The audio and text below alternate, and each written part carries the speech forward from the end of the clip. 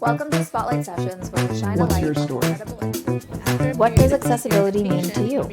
What's your mission?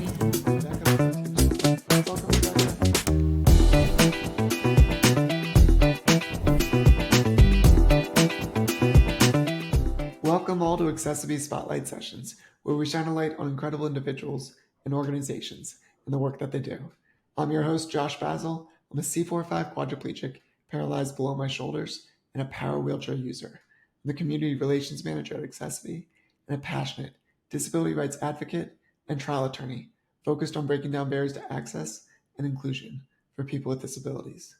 Today on accessiBe Spotlight Sessions, we're joined by Rebekah Poe, the founder of Rebekah Poe Teaching. Welcome, Rebekah. Hi, thank you so much for having me. I'm very excited to have you on the program today, and so that we can learn more about you and dive into all of your awesomeness and the work that you do. So let's just do that. Can you share us a little bit more about yourself and about your story? Of course. So as you mentioned, my name is Rebekah Poe. I've spent the better part of 2 decades working in the special education classroom. I started out as a paraprofessional and worked my way up to a lead teacher for my school. Fell in love with everything about special education, but realized that special education kind of falls into, a very niche area. And general education teachers oftentimes don't really understand what goes into a student in special education. So my platform now is educating general education teachers to create and provide the most inclusive environment that they can for their students with IEPs that they're serving in the general education classroom. I love your platform. I love your voice. What motivated you personally to become a special education teacher, and then kind of now that you're getting out on Instagram and sharing as a content creator, what are kind of the biggest messages and insights that you like to share?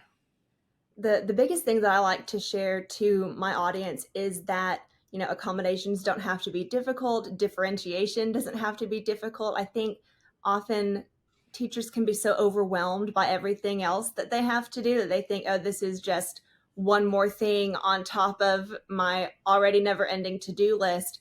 But it's not as complicated as you might think. And often what you're already doing in your classroom is what's best for students with disabilities. You just might not know it, or you might need a little bit more support in providing that.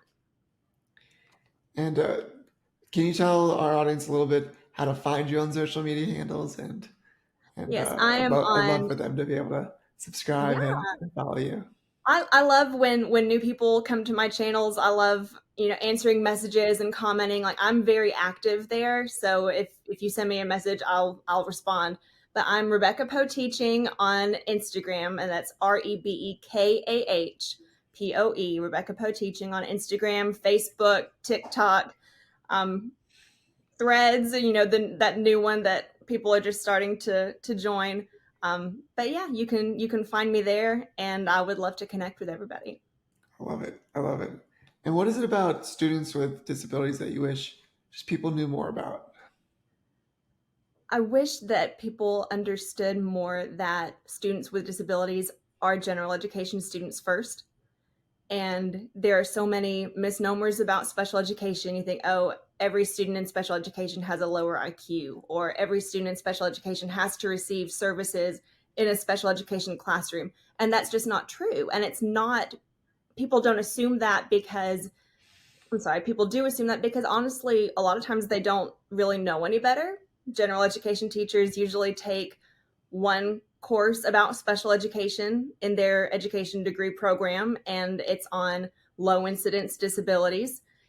And then they get into their classrooms, and here they are with 5, 6, 7 students with IEPs, but they're not quite sure, how to meet their needs. And that's where I really want to provide those teachers the support that they need so they can turn around and support those students in their classrooms. You don't know what you don't know until you learn about it or have the right conversations like we're having today. So I love what you do. You get such great messaging out to the world to change perspective. So Thank never you. stop doing it. You're so good at it. Thank And you. what are some of the other big main challenges that you see students with disabilities facing in in a classroom?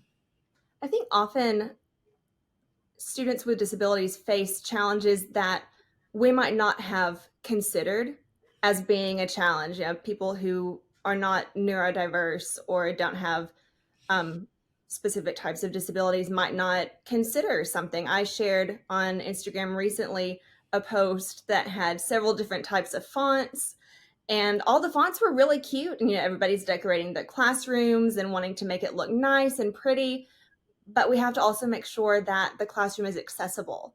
And it can't just be accessible for you or for your non-disabled students. It has to be accessible for everybody.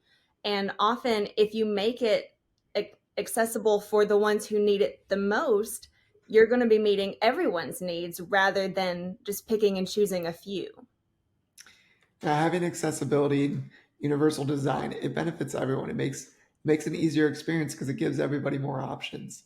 It And really does. it's definitely the right approach, and it makes a huge difference. And Absolutely. do you think that society does enough around making accommodations for people with learning disabilities? And if not, what could they do better? I think some of the standards are a little too low, and I wish they could be raised. There's an account that I follow, I think it's the Able Fables, and she was sharing about ADA compliance for a playground, and that according to ADA compliance, mulch is supposedly accessible for students who use wheelchairs. And speaking from personal experience with students that I've had who do use wheelchairs, it's not accessible. It's very difficult to help them get onto the playground or to get them there ourselves. But yet that's the standard of compliance. And people think, oh, we've met the standard, that's good enough. But it's not. It's not good enough. It needs to be good. It needs to be accessible for everyone, not just meeting a certain criteria. It needs to actually work for the students who are going to be utilizing it. Thank you for that. And on Instagram, I noticed one of your videos and posts that you talked about how society doesn't, how you can have different fonts being inaccessible for Mhm. people with disabilities. Could you talk a little bit more about that, and then also kind of talk about how any other elements on websites can make a website more inaccessible?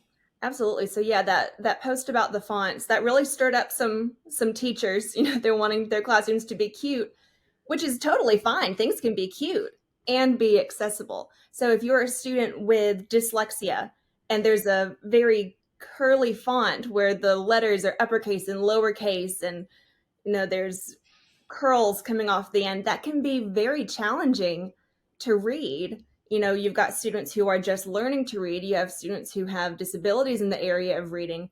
That's not going to be accessible for them. That's not supporting them in their needs. And even if it's cute and fits the aesthetic, which, you know, we've got Pinterest now and Instagram where everybody's classroom has to, you know, be frame worthy, it has to work for the kids. And it can be both. You can have a fun, pretty classroom that is also accessible, and your students are the ones who are going to be utilizing it the most. So they're the ones that you need to be thinking of the most. Same goes for, you know, the colors that you choose, whether it's in the classroom or on a website. I know me personally, I'm not disabled in that sense, but I'll have a hard time if the colors are too close together or the contrast is too much. It gives me a headache to look at. Just things to be mindful of while you're creating your website or your classroom or whatever it is that you're designing. You need to keep everyone in mind, not just what looks good to you. So true. So true. And if you could give kind of the business world or businesses one tip to make the online world more accessible for people with disabilities, what would that be? Oh goodness. I I would suggest talking to the people with disabilities who are going to be utilizing that website or that business. Find out what they need. You hear all the time about groups who have come together to discuss making something more accessible, but are they listening to the voices of the people who are going to be utilizing it? I can come on here all day long and talk about, making something more accessible, but that's secondhand information from me. They need to be talking to the people who they're trying to make it work for. And giving customers, a seat at the table. It's not Absolutely. only going to benefit them, but it's going to benefit a larger community. Mhm. And it's so important. Just if you don't know what you know, like we said earlier, get out there and listen, learn, Right. and be a part of this journey. It's not a lot of times people within the accessibility world or people that are trying to push accessibility, they might want something that's just like a flip of a switch and get it done, but it's a journey.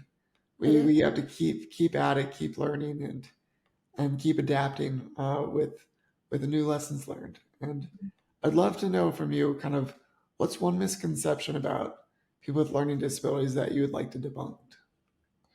I think something that I've seen in the past is people assume a learning disability might mean a lower IQ.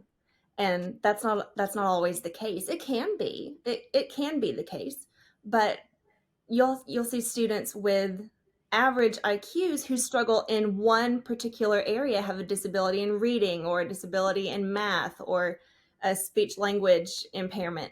There are so many ways that we can provide accommodations for those students and try to bridge that gap between where they're currently performing and where they could be. And it's not that a student isn't smart, because they are. They might be smart in a different way. It's that they need different things in order to access the learning that their non disabled peers are able to access. And can you talk a little bit about how, a lot of times students with disabilities, they're really great problem solvers because they have to approach things Mhm. different than other people. And why is that a big asset for businesses when they're looking to hire talent? I think you get so many people in a room who are all thinking in the same box, you're not going to find a solution. You've got to find somebody who can think about things differently.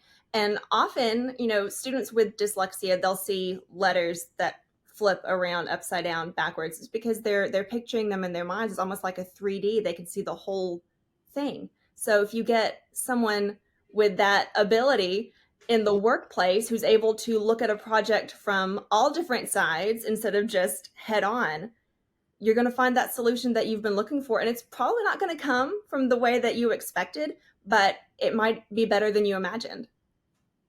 All right, that's a great answer. And I feel like too often accommodations gets a kind of a negative connotation or a negative feel, but like truly what it is, it's a performance enhancer. It allows people to perform at their highest ability and creates even playing fields. And what business, what teacher wouldn't want their student to be able to perform at the highest level or within the workforce to make sure that they have the highest outputs? Like bring in accommodations, bring in performance enhancers. It does good. And Yeah. what And would you have to say about that? accommodations don't make something easier, they make it more accessible. So I always use the example of eyeglasses. You have a student sitting in the back of the room and the board is blurry. You're just going to tell them to see better, like just keep looking at it till it's not blurry. No, they get eyeglasses, which makes it accessible. They're able to see the information. You're not going to tell a student who can't see the board very well, "Oh, you're not smart." No, they need an accommodation in order to access the material. And that can be the same for a multiplication chart for a student who struggles with, memorizing math facts. There are so many things that we can provide to our students that all they're doing is leveling the playing field. It's not cheating, it's not making something easier. It's giving them the tools they need to access the curriculum just like their non-disabled peers. Exactly. And what would be the perfect inclusive, or what would a perfectly inclusive world look like to you? Oh goodness. I would love to see my students fully included and participating in classrooms. I've been told in several different schools that this is the inclusion class. Well, inclusion is not a place. It's not a specific classroom. It's a mindset. And when we're taking these students and putting them in the inclusion class, quote unquote, that's not as inclusive as it is. On paper, it might sound great, but are they actually being involved to the point of their non-disabled peers? And allowing them to have that, it changes the game. Absolutely. And that's why we're here today. We're changing the game, changing the conversation. But Rebekah, thank you so much for being our guest today on accessiBe's Spotlight Sessions. Love all that you do and your insights. Thank you, Rebekah. Thank you for having me. And to all of our guests, thank you so much for staying to the end on accessiBe's Spotlight Sessions. Remember to hit that subscribe button and follow us at accessiB_community. Until next time, everyone, thank you so much for being on this journey with us. And thanks again, Rebekah. Thank you.